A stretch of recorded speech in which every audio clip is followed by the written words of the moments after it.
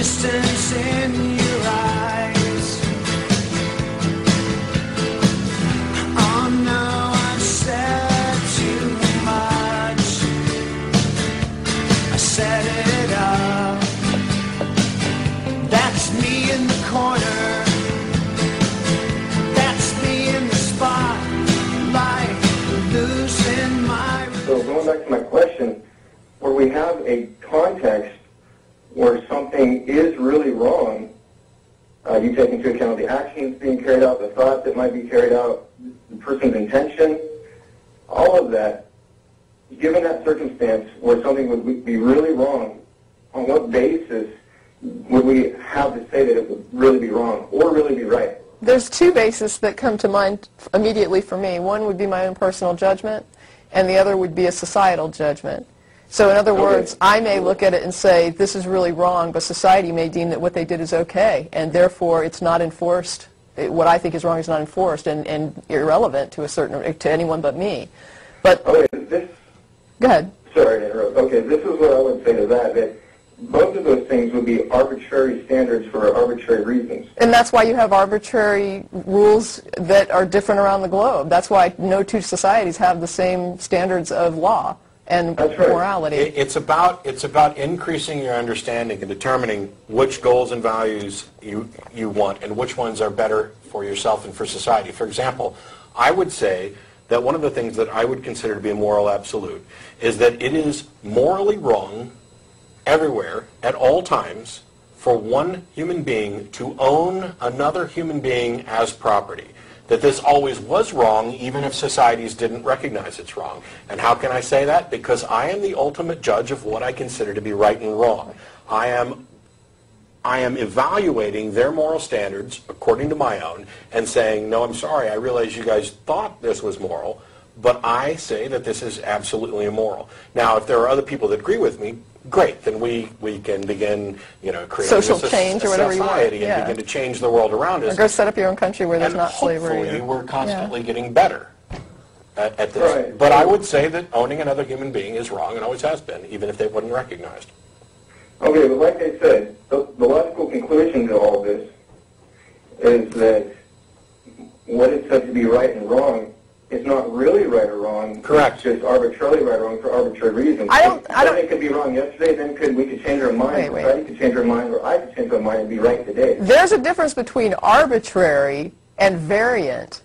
Okay, you can have very good reasons for why you decide something is right or wrong. I don't know that it's arbitrary. But people can have different reasons, so therefore... Yes, that's correct. But when I think of arbitrary, I tend to think of what you were saying before, that, oh, you could just do this, you could just do that. And really, there is a certain biological function in your head that is a social animal that wants you to have a cohesive society. So there's going to be a biological drive in your head as a social animal that's going to make you want to create a system where... Yeah, now you're pointing to something else, saying that there's some standard saying that my biological nature is what determines real morality, real right. I'm saying I'm saying that it... standard that you haven't provided. No, I'm saying that it impacts your desire as a social animal. But why should I listen to it just because it's my desire? Because you can't survive as a single human being. Now you're begging the question. You're assuming I need to survive as opposed to not survive. No, if you don't want to survive, it doesn't matter. I agree. Well, some people don't want to. That's fine. Then they don't need the social construct. Morality still.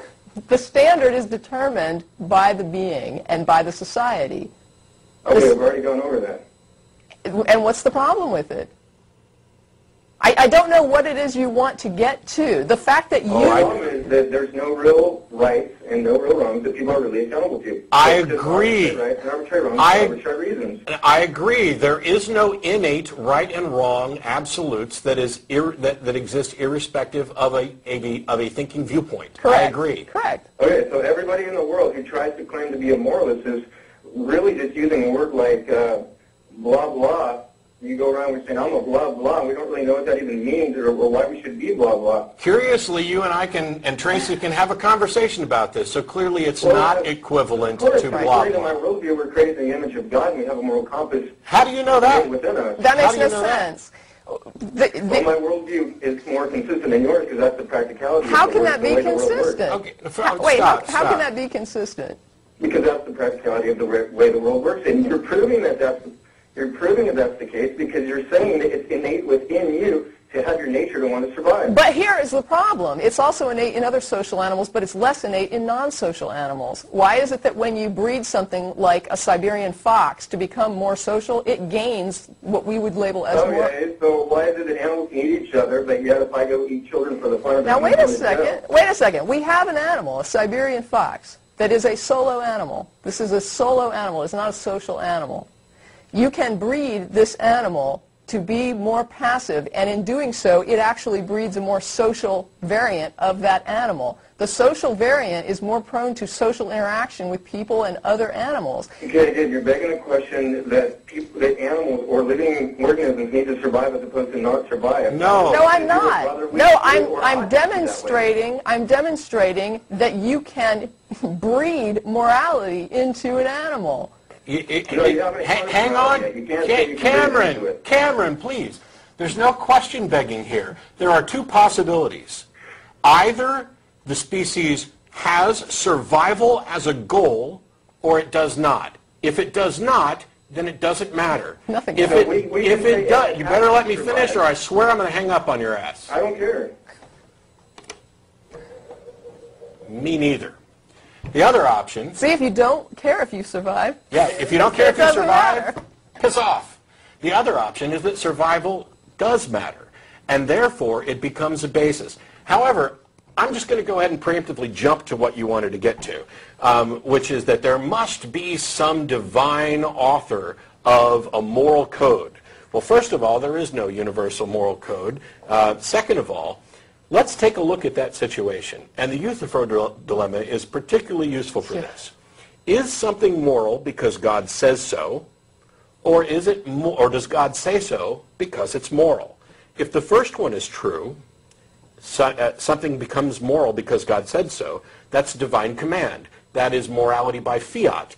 And all you've done is shifted the supposed arbitrary, in your verbiage, decision about what's right and wrong from us to this authority, which is, by the way, what we do when we shift from the individual to society. But you're shifting it to some nebulous God who curiously happens to agree with you.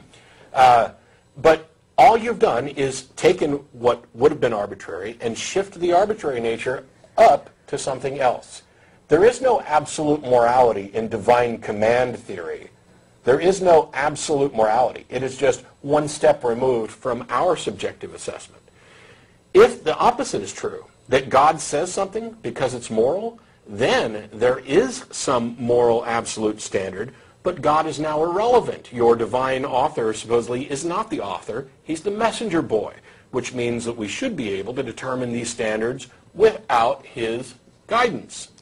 Now, in one case, you don't have moral absolutes, and in the case where you do, your God, supposed author, is not the author and is irrelevant. When we go around to make assessments, by the way, how did you come to the conclusion that God is the good one? I ask that. Obviously, you're not still on the line, and there's no reason to call back because you don't get through again today, guaranteed. How did you make that assessment? Well, you could say, and I'm sure you would, as most apologists do, that God has written a moral code in your heart that lets you know what is good, so you were able to recognize good. But you're talking about a super being. And if I'm a super being who determines what's right and wrong and I stick it in your heart, then you're going to think that I'm whatever I tell you to think that I am. In actuality, you have used your own moral standards to assess the claims within the religion to determine which claims are consistent with your understanding of morality and said, that's the good one. You are exercising your morality the same way everybody else is. Own up to it. Take a little credit for it. You know why you don't? Because I don't think you exercise it to the same extent that other people do. I think you buy into cheap arguments from authority, like the ones you tried to spew here. I think you buy into fallacies, and by the way, if you go around saying, that's question begging, it's question begging, when it's not, you look like a tool. The argument that Tracie was making had nothing to do with saying, ooh, here's the ultimate standard, it's biological. It was very simple, and she explained it. There's two possibilities. Either survival is something you're looking for, or survival is not something you're looking for.